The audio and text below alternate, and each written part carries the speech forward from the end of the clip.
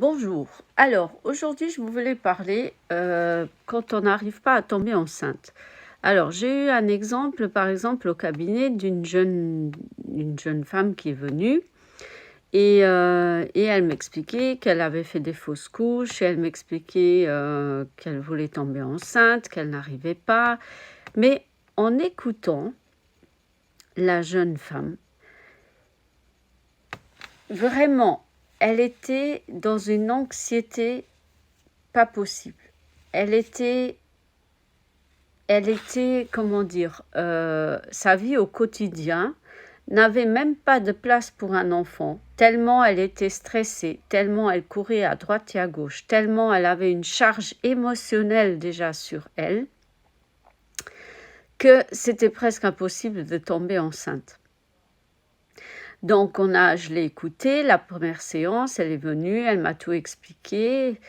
Et après, tout doucement, on a pu commencer à ce qu'elle se sente mieux déjà, à ce qu'elle fasse la clarté dans sa vie, parce qu'il y avait beaucoup de désordre dans sa vie. C'était impossible de tomber enceinte, parce que elle avait même pas le temps, si elle serait tombée enceinte, pour s'occuper d'un enfant.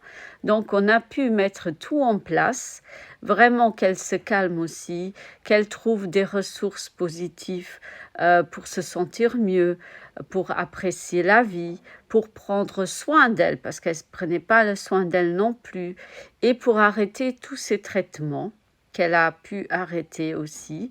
Et elle est après tombée enceinte d'une petite fille.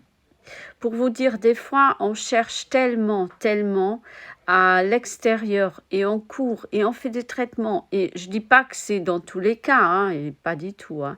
Mais là, l'exemple, il était flagrant parce qu'elle ne pouvait pas tomber enceinte. Elle n'avait pas le temps non plus de tomber enceinte parce qu'elle était hyper stressée avec toute sa vie.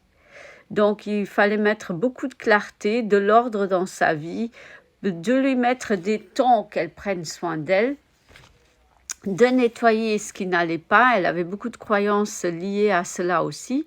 Et une fois qu'elle a fait un vrai travail sur elle, eh bien, bien sûr, elle est tombée enceinte d'une petite fille, une jolie petite fille, qui maintenant, je crois elle a déjà 3 ans, je pense. Voilà.